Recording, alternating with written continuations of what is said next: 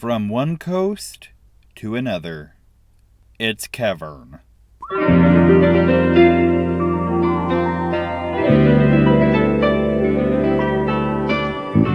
Kevin. Vernest Hemingway. Kevin, it's been a while since we last recorded. Yes, it's been a while. This is the first record that we've been doing since our show launched. Oh goodness, yes, you're correct. Our very up-to-date show with all of the up-to-the-minute talking points. Yes, the show where in the third episode we talk about last year's winner of Best Picture, The Green Book, as if Parasite didn't happen, where we talk about the upcoming Sonic the Hedgehog movie. Yep, up to the date, both of course released in March of 2020. Yes, very in the great content wars where getting in first is almost more important than actually saying anything at all. I'm glad that we have decided to completely move in the opposite direction. Where getting in first, in a way, is more important than quality. In a show where we don't care too much about the quality. Yes,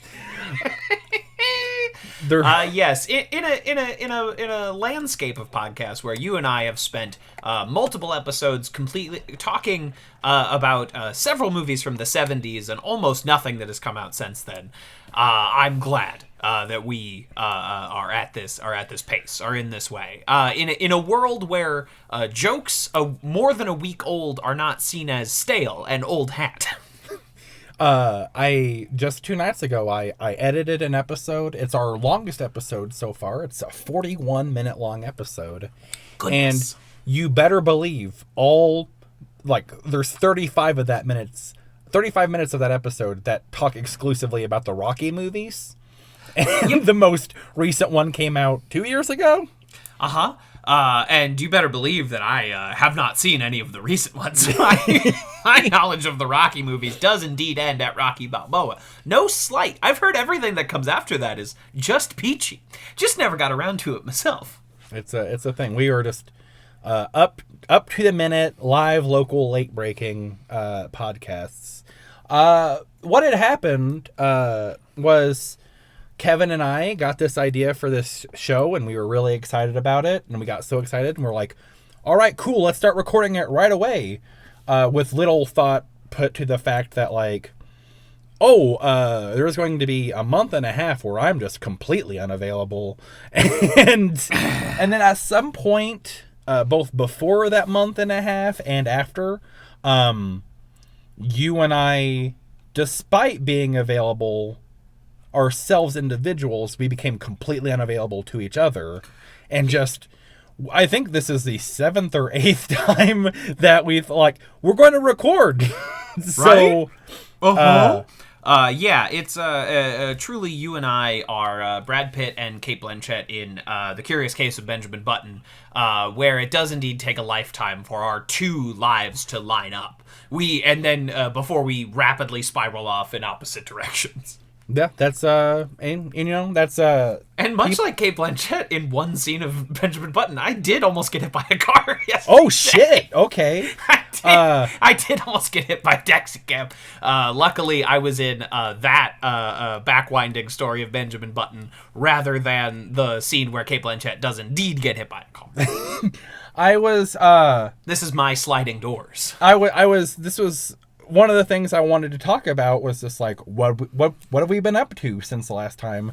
And so you almost got hit by a car? I mean, that is the beginning and the end of the story. I was on my way to work in the morning. I was crossing the street, and a taxi cab and I disagreed about whose turn it was to go. So I was almost hit by a car. God bless brake pads. Get them changed, everybody, or keep them on, whichever is the right thing to do. Make sure your brakes are in fine working order. Or don't, so I don't have to go to work. You know what I mean? Now, beats working. That would be my big thing if I was waylaid in the hospital, accruing a mountain of medical bills and debt. Barely hanging on to the jaws of life. But I would always be saying, beats working. I'd be a hit in the hospital. Now, Kevin, part of the gimmick of this podcast is we're on separate coasts. and you're on the New York side of the United States. I'm EST, baby. When you were almost hit by a taxi cab, did you slam your hands down on the hood of the car and shout, "I'm walking here"? No, I was a bad New Yorker that day. See, here's the thing. Here's the thing about that. Here's the thing. Now, I know that it was Dustin Hoffman. He was in the moment. He was ad-libbing. Perhaps it was something he had indeed seen in his own time as a New Yorker, when he was a landmark of the New York stage.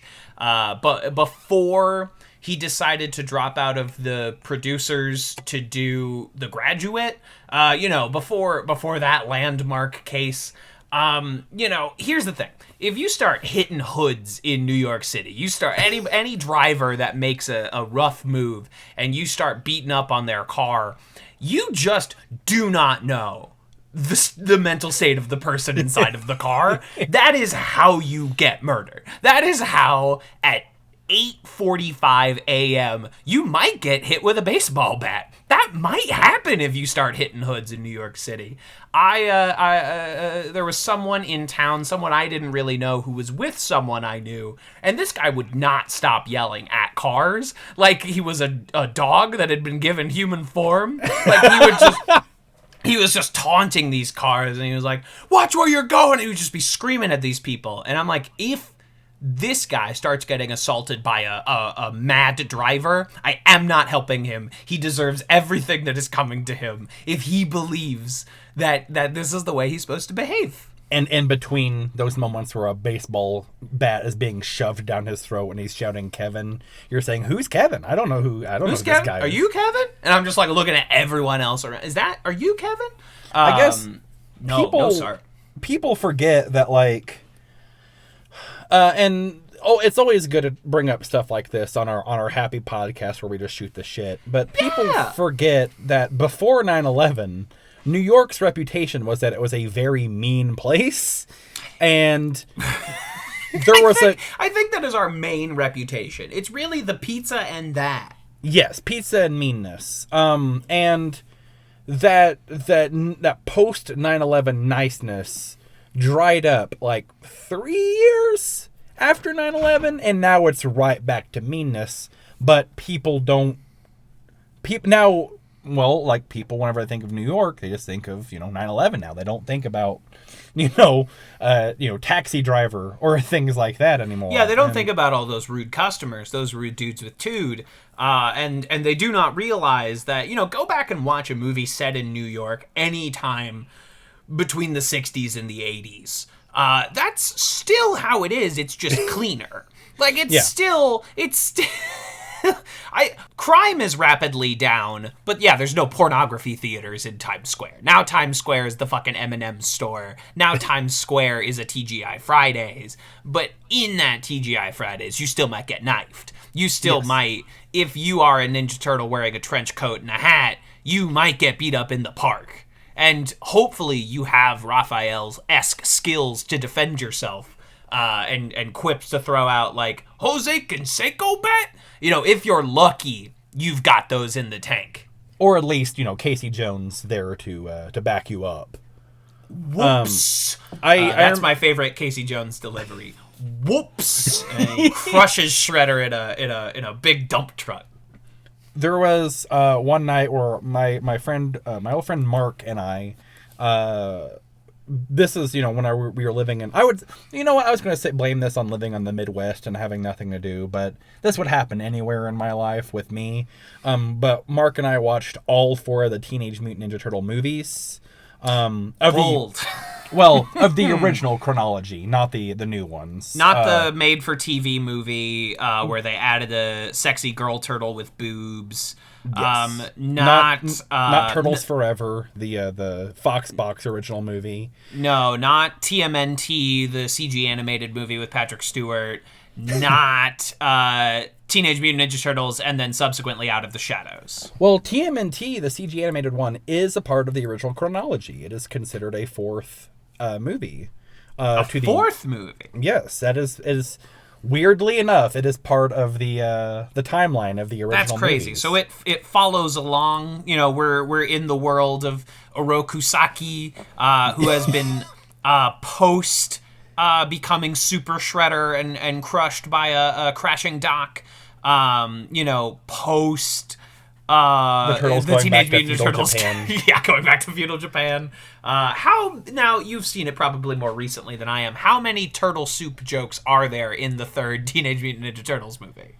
The only joke I can remember from the third Teenage Mutant Ninja Turtles movie, and I say joke in the most generous terms, they're in feudal Japan.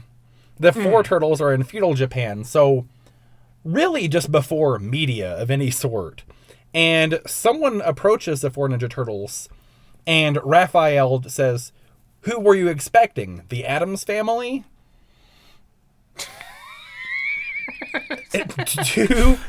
to someone in feudal Japan, and that joke was really just for Raph. That was just for him. That was a way Homer. Well, you're forgetting the deep lore of Ninja Turtles, where in fact the Addams Family are an archaic legend passed down from generation to generation. In each generation, we did indeed need to learn the lessons of families that were creepy and kooky. The cavemen had their own Addams Family, but they called them and there was cave paintings of a creature that was head to toe in hair and like a walking hand. And those legends evolved over time. The Addams clan, the great ship Addams. It transcended time and space. It's one of the earliest, like at the earliest weddings, at the earliest like formal weddings, like they would do the babushka. Or the mamushka, excuse me, the mamushka dance. Yes. Was it mamushka or was it babushka? I can't remember. Well, babushka is just like a Russian term for like a grandmother, so I am guessing that it is the mamushka. Like a mummy would do. There was 3 sitcoms, maybe... I can't remember the plot of the Coneheads movie, so maybe 4. But there were... Oh, there isn't one. That's why you forgot it. Okay, gotcha. Well, there were 3 sitcoms that were brought back as movies in the 1990s, where the plot of the first one of those movies is a greedy real estate person is trying to con the family out of their house. That was everyone's favorite plotline for a long time. Greedy real estate people that wanted that sweet, sweet property. Something that, we could all relate to now. It happens in the Addams Family. It happens in the Beverly Hillbillies, and it happens in the Brady Bunch movie. Yes. And with and it's weird too because the Addams Family values is superior in every single way to the first Addams Family movie. Indeed. Kevin, I recently watched and by recently I mean a couple months ago, but I watched the Brady Bunch movie a couple months ago. Sure, Jan. Speaking of Jan, she is so fucking funny in that movie. The actress who plays Jan in the Brady Bunch movie is maybe the greatest comedic actress I've ever seen. Goodness, I mean, let's give some credit. Brady Bunch. Brady Bunch movie with Shelley Long and Gary Cole. You could do worse than Shelley Long and Gary Cole. I mean, I'll tell you that much right now. They're almost the perfect Bradys. Like, yes, Christine Taylor, of course, played Marsha. Ben Stiller's wife. Yeah, the future Mrs. Stiller. Jennifer Elise Cox is your Jan. And I don't know how she didn't blow up after that first movie. She Spider-Man 2 subway sequence holds that movie together. And she does it so well. I ask you to clarify that metaphor. Are you saying that the film Spider-Man 2 does not hold up without the subway sequence? Or are you saying that Jan Brady is at the front of the subway car, desperately holding on, trying to save all of these people from Dr. Octopus? The second. Okay. Yes. Okay. The second Spider-Man movie, I think most people consider that to be the best one. And it is, but also... of cinema, yes, it is the best. We just peaked. In general. We peaked at Spider-Man 2. But I would say, certainly of the original Tridge, I believe Spider-Man 2 is the one that is held up, yes. And of course, no one likes, except for me and you, no one likes the third one. Love Spider-Man 3. Uh, They're like, he's not cool as Venom. I'm like, yeah, he's Peter Parker. He's congenitally incapable of being cool. He cannot do it. This is what he thinks a cool guy would do. Precisely. And it rules. It is what the dorkiest, biggest nerdlinger of all time would think is cool. And that's why, like, And it's that's not why it cool. rules so hard. I mean, Peter Parker, with the swoopy hair doing the dance, now dig on this, and slapping his girlfriend. I mean, we've seen it over and over again when nerds become rich, that is essentially what they do. Look at Elon Musk and tell me he is not a living embodiment of the symbiote Peter Parker sequence from Spider-Man 3. Yeah, Tobey Maguire in Spider-Man 3 is essentially Martin Shkreli. Yes! I mean, the haircut. Same face. It's all there. You know, Yeah, and remember that scene where Peter Parker buys the Wu-Tang Clan album?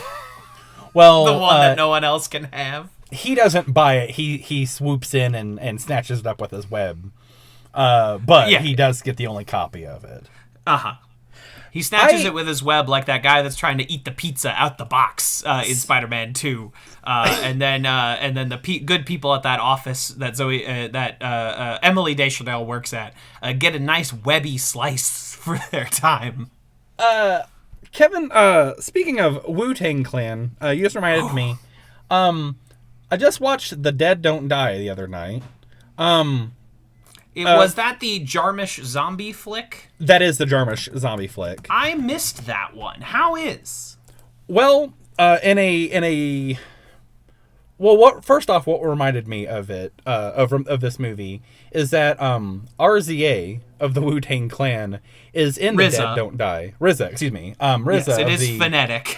By the way, folks, I'm Caucasian. RZA of the Wu-Tang Clan is in The Dead Don't Die, and he is a delivery driver, and instead of working for UPS, he works for WooPS, which is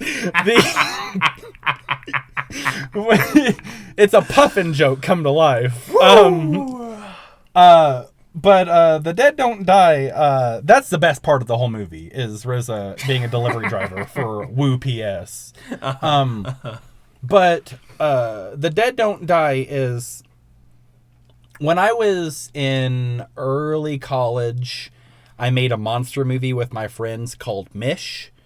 And I have Mish... watched Mish. Okay, I'm sorry. Mish is not a good movie by any means at all, but I look back at it fondly and I watch it often because, like, it's me hanging out with my friends and it represents just a really fun time in my life. The Dead Don't Die is Jim Jarmusch's Mish. It's not a good movie, but it's him and all his friends playing together. So, on that note, it's a wonderful movie. It's just, like, frustrating on every other level. It's frustrating on a technical level, frustrating on, every other level, but it's you get to see Adam Driver and Bill Murray pretend to be police officers for an hour and a half, and that's wonderful. There's nothing better than Adam Driver walking into a diner and seeing two people completely, like, just corpses that have been completely devoured by zombies, and Adam Driver sees them and he says, "Oh, yuck." And that's it. Adam. I love you, Adam. I gotta take something back. I said RZA as WooPS driver was the best part of the movie. I take that back. The best part of the movie is Tilda Swinton, her character, a Scottish samurai. She's from Scotland, but she carries a samurai sword, a katana, and she just cuts zombies' heads off left and right. And Tilda Swinton playing Scottish samurai is lots of fun. But if you never watch The Dead Don't Die, you won't really have missed out on anything. Aw, damn. Well, that is a disappointment. But watch it. But okay, it's not. It's a hangout movie. It's a glorified home movie. But it's it's all fine. It's a glorified home movie with Adam Driver and Bill With Adam Murray, Driver, Bill Murray, the RZA, Tilda Swinton, Danny Selena Glover, Gomez, Danny Glover, Steve Buscemi, Chloe Sevigny. Caleb Landry Jones, an actor who was in nothing and then was suddenly working with the greatest filmmakers of our time just overnight. Yeah, he who went somehow in the course of a few years from a deep supporting character in X-Men First Class to catapulting to stardom. Stardom in quotations in Get Out. I think we finally realized that this guy looks weird and acts weird and should be cast as a weirdo. Yes. Our new great cinematic weirdo, Caleb Landry Jones, and God help me if you put him and Lakeith Stanfield together as co-weirdos. What a film you would have on your hands. Technically, they are both in Get Out, but yeah, I was gonna say they don't really share a lot of screen time. Yeah, their screen time is Lakeith Stanfield getting hit over the head with a tennis racket or with a lacrosse racket or whatever, and then being dragged into a car. Caleb Landry Jones, who just he went from working in X-Men First Class to working with Jim Jarmusch and David Lynch and Willem Dafoe in the Florida Project, and just became a real art house cinema guy from out of nowhere, and I'm happy Suddenly for the guy. CLJ, he's everywhere. He had a Pattinson-esque trajectory, but he just never achieved the Pattinson level of stardom, certainly. But God bless your Robert Pattinsons, your Daniel Radcliffes, your Kristen Stewarts, who sort of took the carte blanche of being phenomenally rich while still being very, very young and very, very famous, and have completely opted out of the traditional methods of stardom from there, and have chosen to be sort of the unsung saviors of independent cinema, of weirdo cinema. And instead of getting a new franchise or becoming action stars in their own right, Daniel Radcliffe chose to play a farting corpse. I'm not, and this, a lot of folks might lose respect for me after saying this, but I'm not a big Harry Potter person. Mostly just because I'm old and I don't understand it. But I am forever indebted to the Harry Potter series because everything that we've gotten after those movies with those kids has been something I've absolutely loved. Emma Watson is incredible in Little Women. I love Swiss Army Man. Robert Pattinson was in a Harry Potter movie, and then along that same trajectory, he became the other guy in The Lighthouse. I'm very thankful for those movies that I do not understand at all on any level. Yeah, that Pattinson has chosen to, bring the Safdie brothers into another level of filmmaking by making Good Time. Yeah. He's working with Nolan, he's working with all these different people, when he could have become a very bland movie star in his own right, but has chosen to become a great weirdo, and I respect that. Now that he's Batman, and boy howdy, the last 2 days of my life have been seeing people have a lot of opinions about Batman's new costume, something you could not pay me to care about. I cannot wait to see him take his big old Batman check, and then he'll go run and make a movie about pedophiles or whatever, and it'll be great. Yeah. God bless him. You do one for business and you do one for art. And if this means we're entering into a whole new era of Robert Pattinson stars in a movie about left-handed mattress makers, I'm fine with it. Same with Paul Dano being in that movie. For sure. I recently just realized, so many movies that I absolutely love and that have impacted me and changed my life have Paul Dano in them, so I guess he's my favorite actor. I guess by just the cards that I've been dealt, I guess I love Paul Dano. It's I can't in good faith say man, I really love Little Miss Sunshine, Where the Wild Things Are, Love and Mercy, There Will Be Blood. I can't say, like, I really love those movies and not think, like, well, yeah, Paul Dano is my favorite actor because he's the one thread between all four of those. He must be. He and Caleb Landry Jones kind of fill a similar void in that you...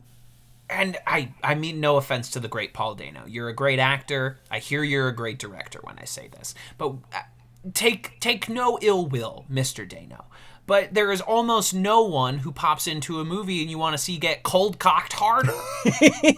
You just want to see that little rat bastard get a knuckle sandwich. He does, and it's his greatest skill.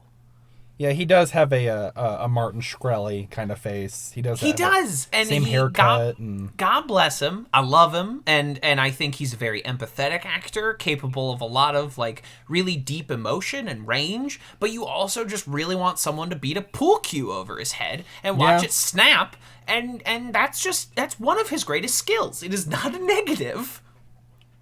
No, it's absolutely fair. Like, as much as I can relate to him as Brian Wilson in half of Love and Mercy, as much as I can relate to him, or at least a young teenage Vern could relate to him in Little Miss Sunshine, as much as I could relate to his character and Where the Wild Things Are, like, it felt good in every single one of those movies where he got his comeuppance. Yeah, and There Will Be Blood, you just get this satisfactory moment where someone beats him to death with a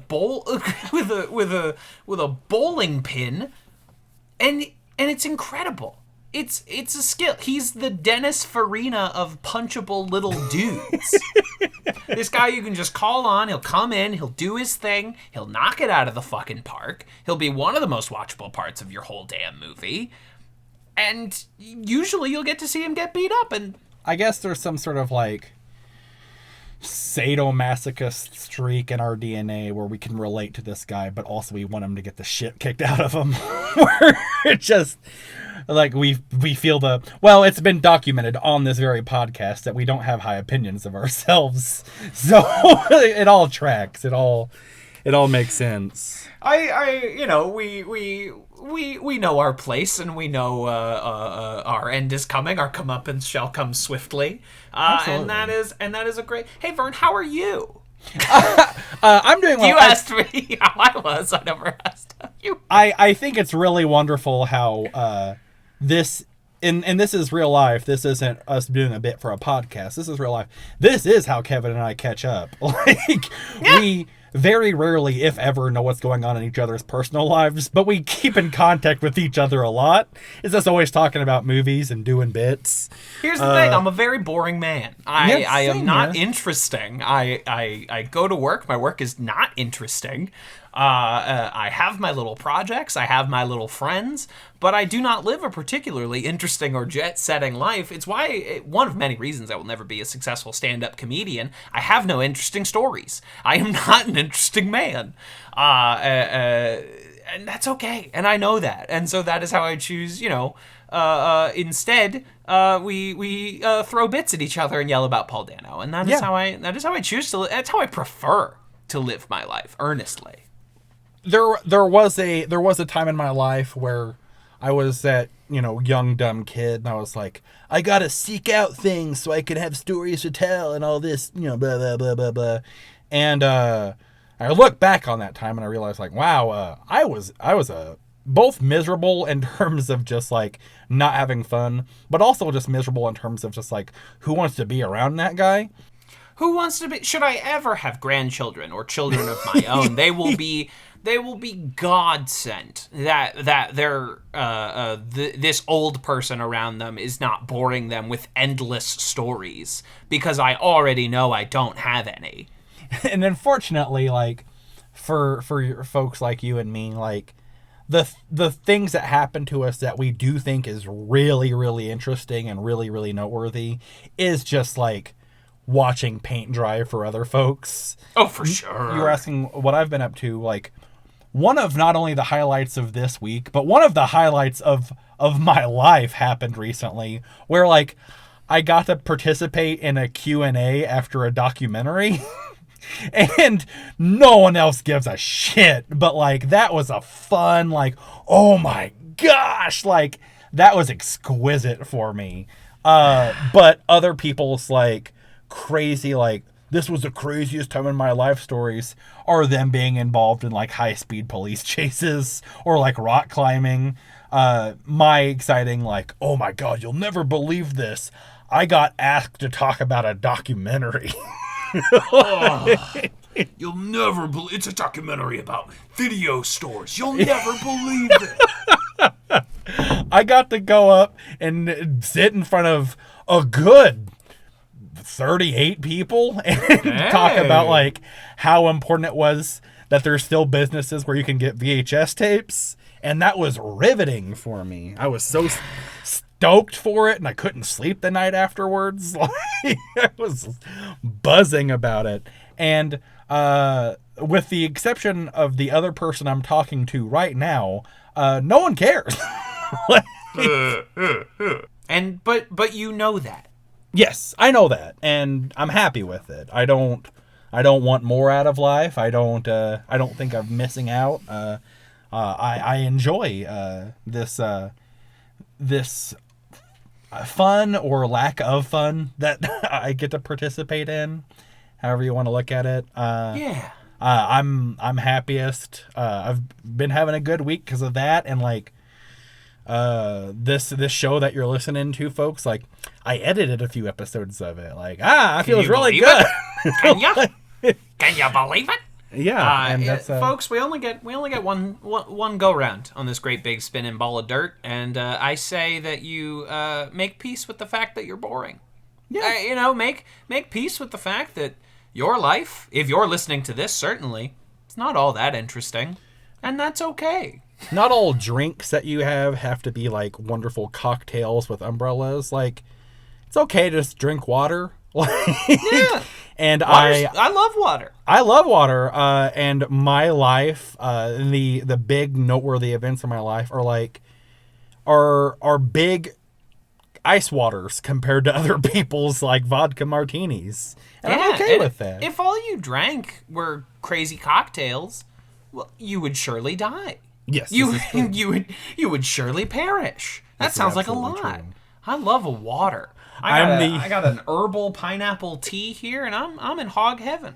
We one of the things that happened to me, and we're going to talk about this on a future podcast, was like, on paper it sounds really exciting. On paper you hear about this and you're like, oh man, I bet that was a lot of fun. I went to the Philippines for a month. What did I do there? I saw a bunch of Filipino movies in Filipino theaters. I did the same shit I do in America, but there. And I was in a hog heaven. I was so excited. And so, and I'm okay with that. We were talking about Spider-Man earlier. Kevin and I are the people that if we got bit by radioactive spiders, we would use our powers to like to close the door whenever we're on our way out of a room. We wouldn't fight crime, and we're happy with that. Yeah, that's okay. If everybody's running around being Spider-Men, well, no one's walking on the ground to appreciate it. Exactly. There need to be people that have to get saved by Spider-Man, and that's you. And that's me. Yes. And we'll come back next time on KeVern to talk a little bit more about it. Something like that. Yeah.